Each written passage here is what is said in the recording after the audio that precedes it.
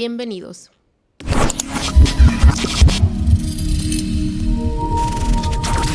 ¿Qué tal, criaturas del más allá y del más acá? Bienvenido a otro episodio más de Historias WTF, rincón donde lo paranormal se cruza con lo patéticamente humano en esta vida.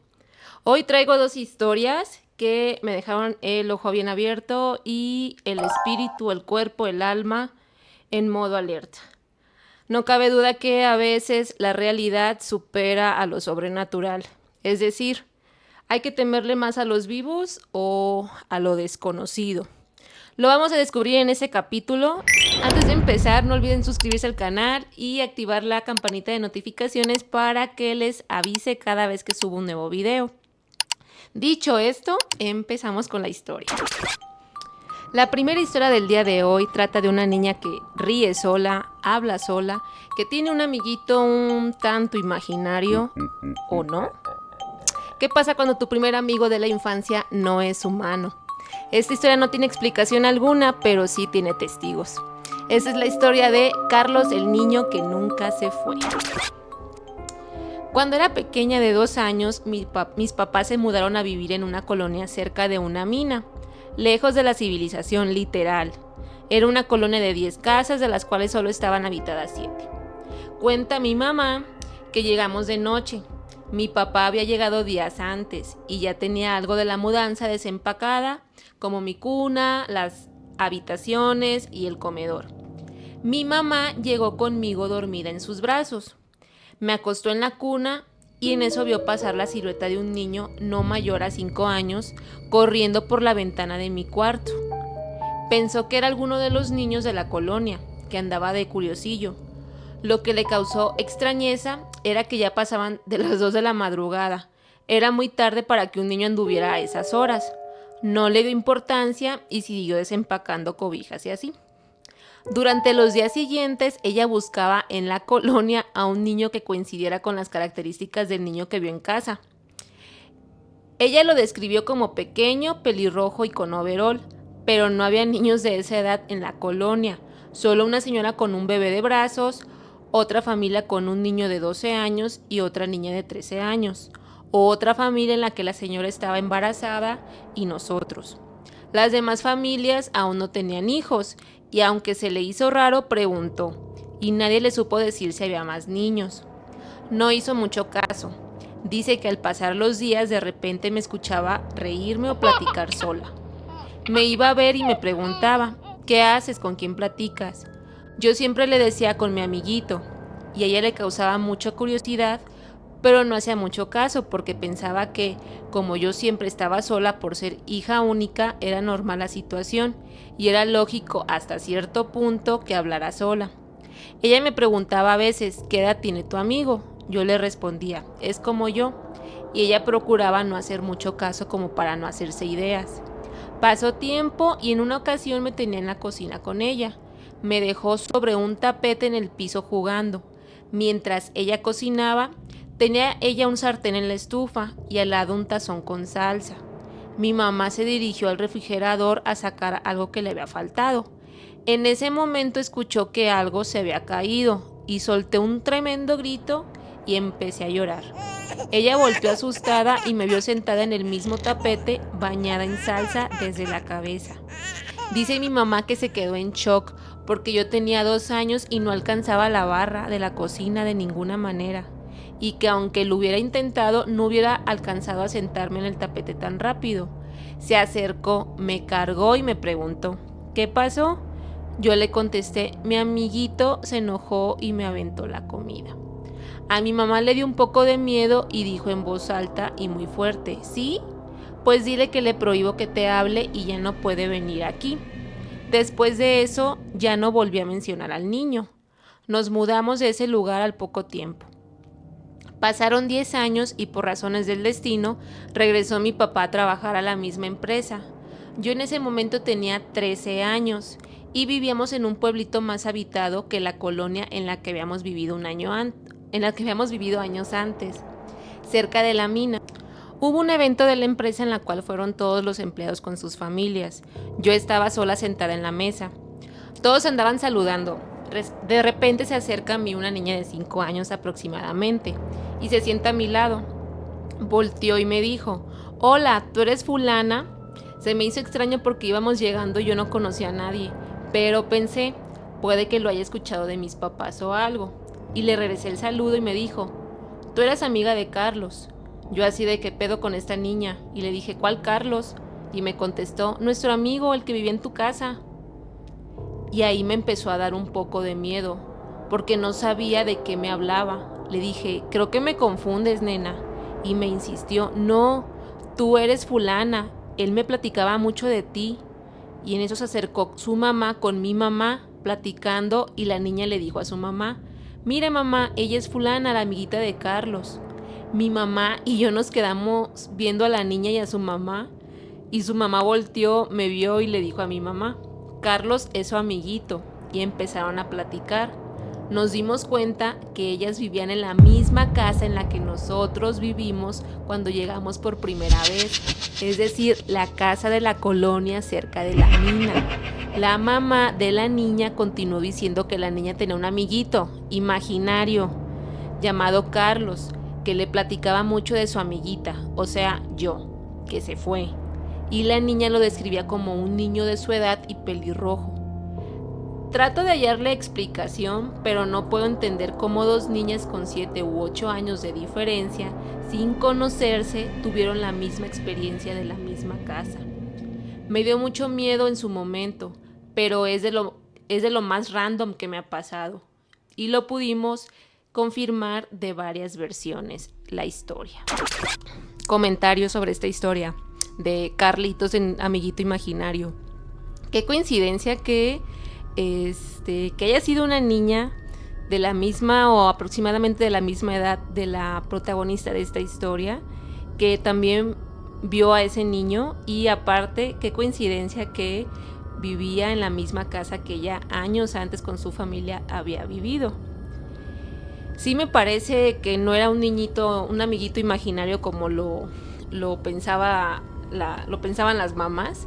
Creo que es como un tema muy normal que los niños a cierta edad tengan amiguitos imaginarios, y pues no se le da a lo mejor tanta la importancia o no lo ven como algo grave, ¿no?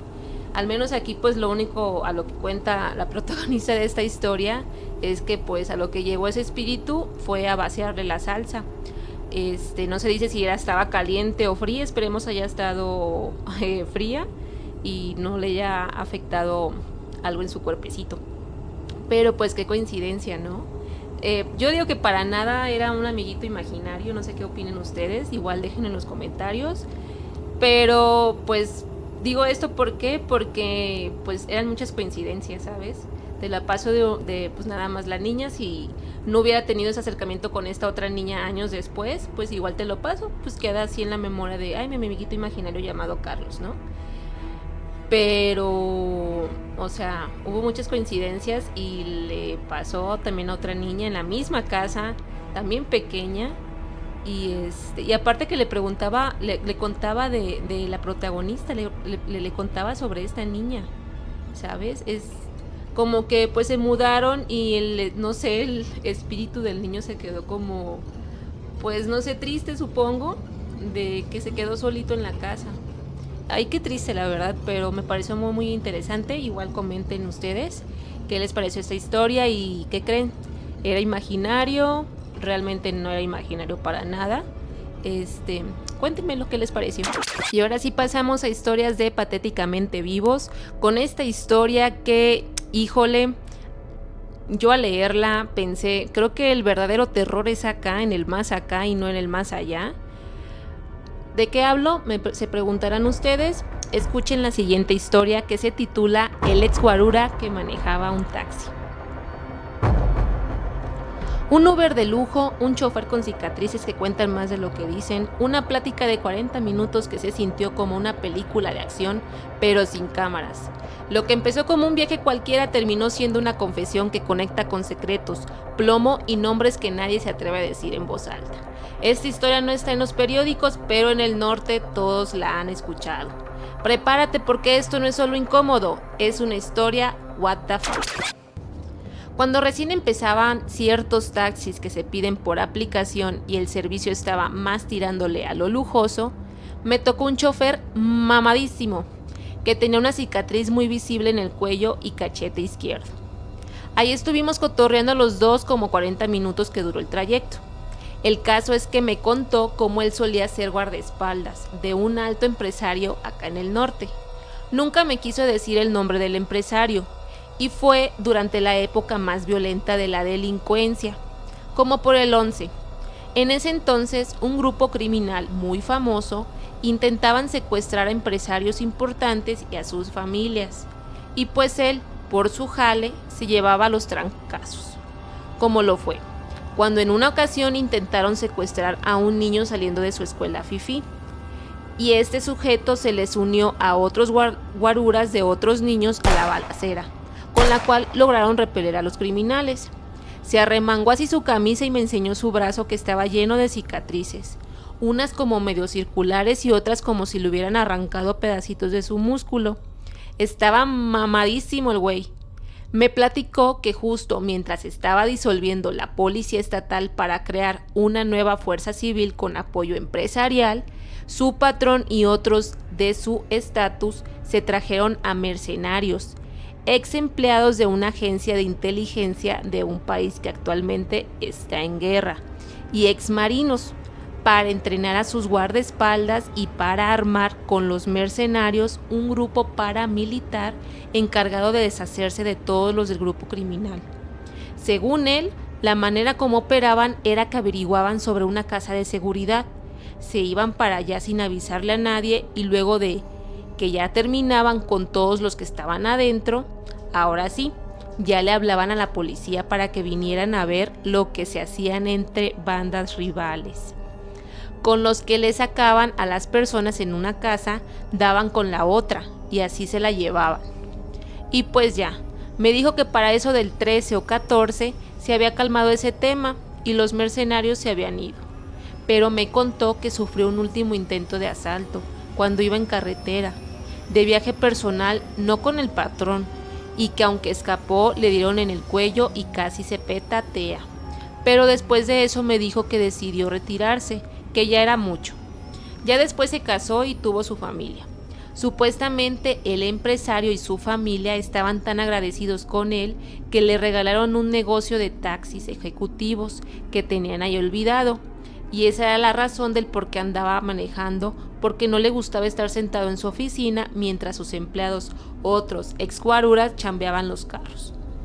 Y pues ya, muchos años después, con gente que le sabe a los temas de seguridad del gobierno y del empresariado en el estado, les he preguntado cosillas por aquí y por allá, de repente. Y ahí de vez en cuando me confirman una que otra cosilla de lo que me comentaba el ex guarura taxista.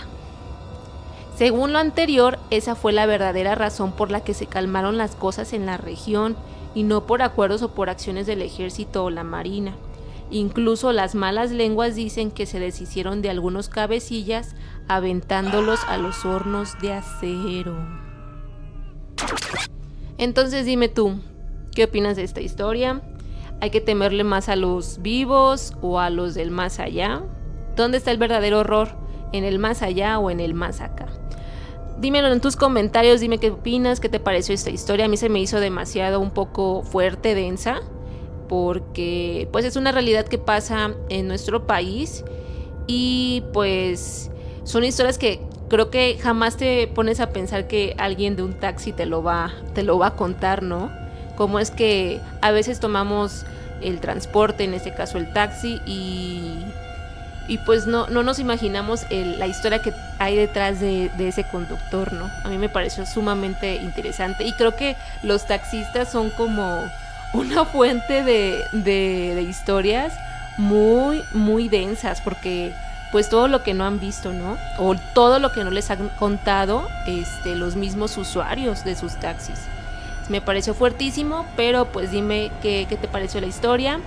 Si quieres que cuente historias más de este tipo, hasta el momento, ¿qué historia es la que te ha parecido más, digamos, de miedo?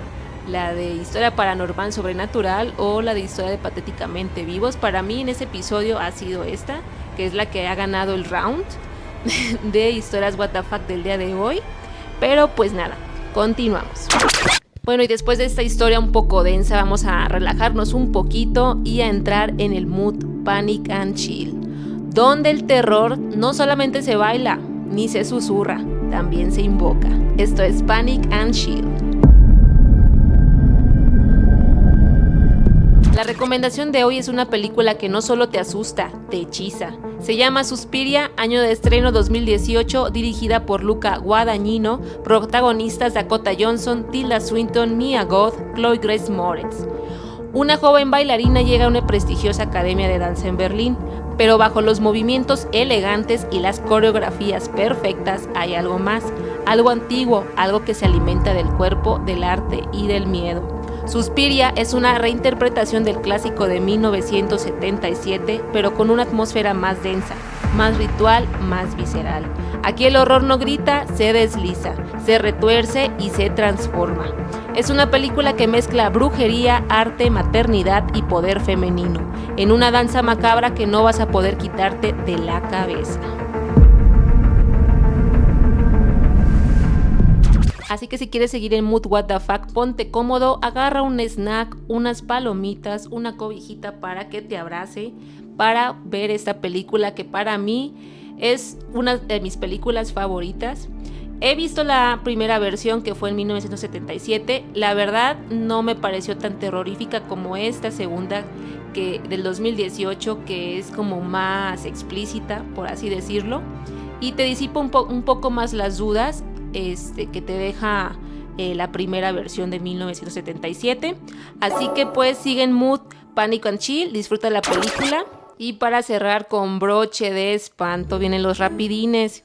Historias cortas que son con encuentros escalofriantes con el más allá, pero también encuentros con el más acá, que a veces uno dice, wow, neta, a mí un ente no me haría esto, ¿sabes? Van a ver de lo que hablo en esta primera historia, que para mí se me hizo muy gacha. Qué mal que exista gente así, pero escúchela para que me entiendan.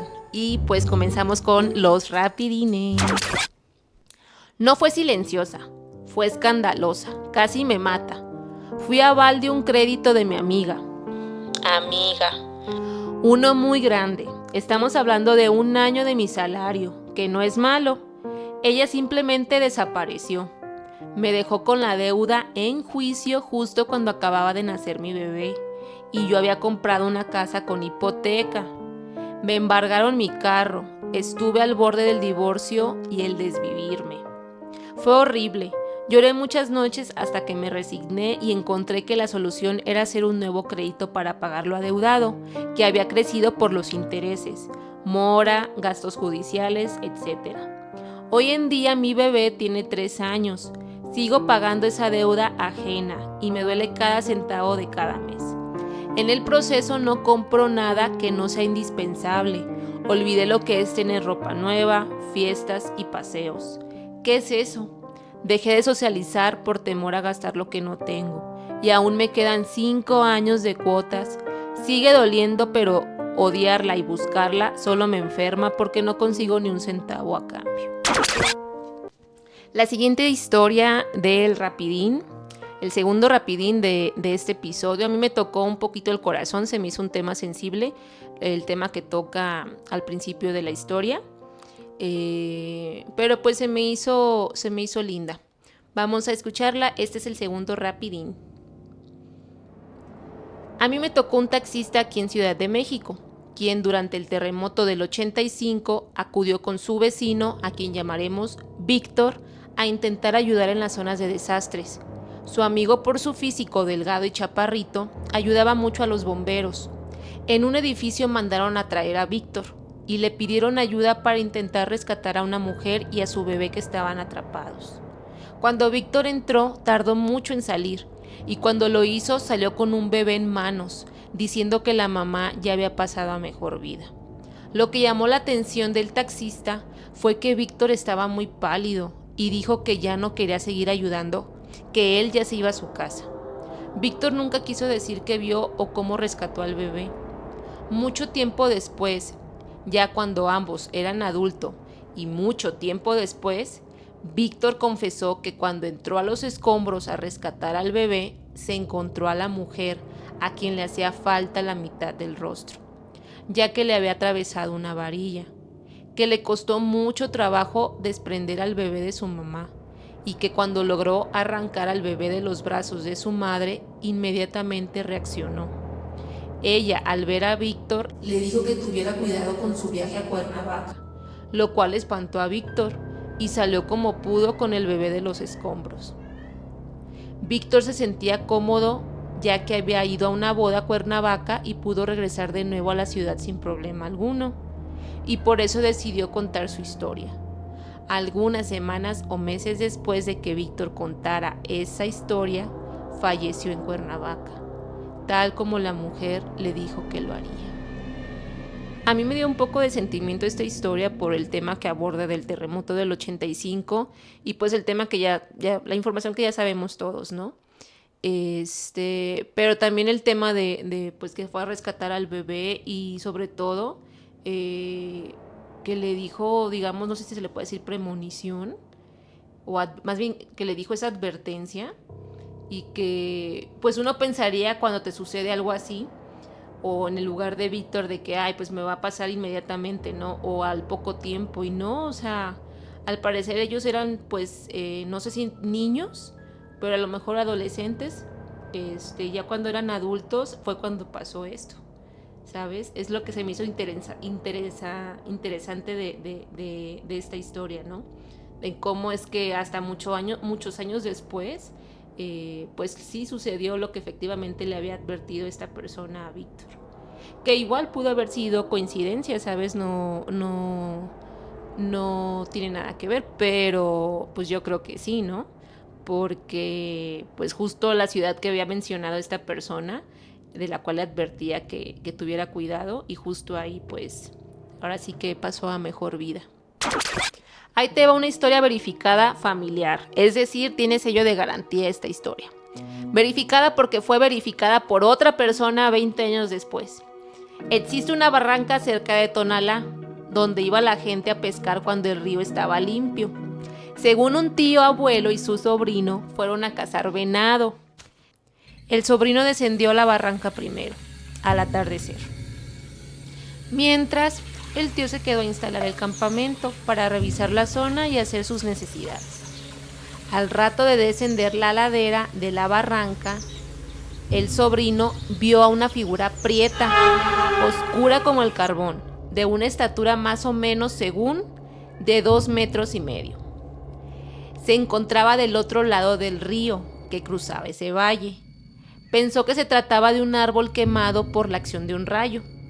Varias veces los había visto en otras excursiones. Se acercó un poco cuando estuvo a una distancia, viéndolo de lado a lado del río, vio algo extraño.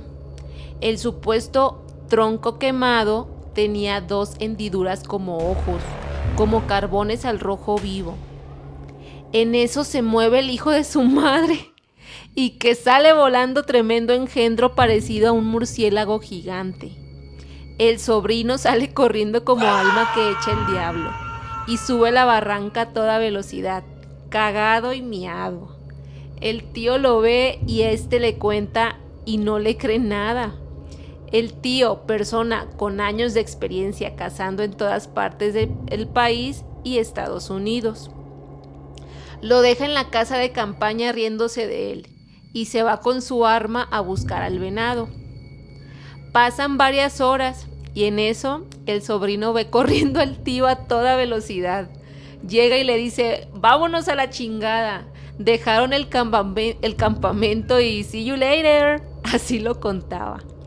Parece increíble la verdad y quizá puro cuento, pero curiosamente una vez vi un documental donde se ven murciélagos gigantes que están en peligro de extinción.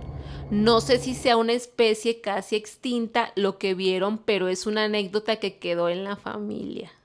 Y la verdad a mí me dio mucha risa esta anécdota porque pues si usas, digamos, pues si te pones a investigar como él lo hizo, pues igual era a lo mejor un murciélago gigante. La verdad no estoy segura si en esa zona, en Tonalá, hay ese tipo de animales, la verdad. Pudo haber sido una cosa, no sé, sobrenatural. Lo que vieron y no realmente un murciélago gigante. Según yo, los murciélagos tienen como los ojitos rojos, ¿no? También, o sea, pudo haber sido un murciélago. Realmente, aquí lo que me causó gracia de esta historia es que, pues como la cuenta, pues... Perdón, permítanme un momentito.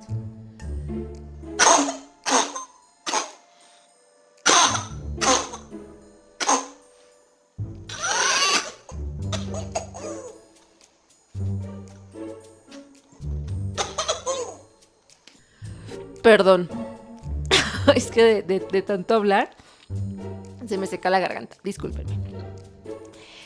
Lo que me dio mucha risa de esta historia es que, pues como lo cuenta, pues así de see you later, ahí nos vemos, ahí te ves, que ni siquiera recogieron las cosas, pero mira, el tío, mira, chingaquedito, ya andaba burlándose del sobrino y ve, también se le apareció el diablo al cabrón. Pero pues, me dio mucha risa. Tal vez pudo haber sido un murciélago o tal vez no. O sea, tan gigante como... Es que lo que dice que era como del tamaño de un tronco. Y pues un tronco no es así muy chiquitito, ¿sabes? Sí tenía, yo digo que su altura, más o menos, como para que haya sido un murciélago gigante. No sé si en esta área de Tonalá, no sé si ustedes sepan, igual pónganlo en los comentarios a ver si saben. O se han visto algo parecido, pero pues a lo mejor pudo haber sido un murciélago realmente y se asustaron nada más de Okis, ¿no? Pero pues mira, el tío por burlarse, ahí también lo asustaron y le jalaron las patas. Ese es el cuarto rapidín. De regreso a mi trabajo andábamos por Insurgentes, a vuelta de rueda. El cuate me contó que era un chofer de algunos que movían mercancía en la central de abastos. Mueven mucha lana en ese lugar, dijo. Y me contó la historia de cuando el Mocha Orejas secuestró al hijo de una señora que vendía chiles en la central. La señora recibió la llamada del desgraciado pidiéndole millones. Y la señora le contestó, sí, sin problema te los consigo. Entre los muchachones de la central le juntaron el dinero en 3 patadas. Al otro día ya estaba el dinero, todo lo que el Mocha Orejas pidió. Hasta aquí la historia del taxista. Uno no sabe si esas historias son ciertas, pero en este caso lo fue. Meses después agarraron al Mocha Orejas y el tipo todavía tenía mucho dinero del acumulado por sus secuestros. Si podías comprobar que te había secuestrado el Mocha Orejas, te regresaban el 80% del dinero. Y sí, para demostrarlo te ponían a identificarlo entre varias personas. La policía puso al niño a identificar a su secuestrador. El Mocha Orejas pidió la palabra. Señor juez, quiero hacer una declaración, dijo. Yo, fulano de tal, identifico al niño aquí presente como víctima de secuestro cometido por mi cuenta. ¡Pum! Única vez que hizo esto el güey.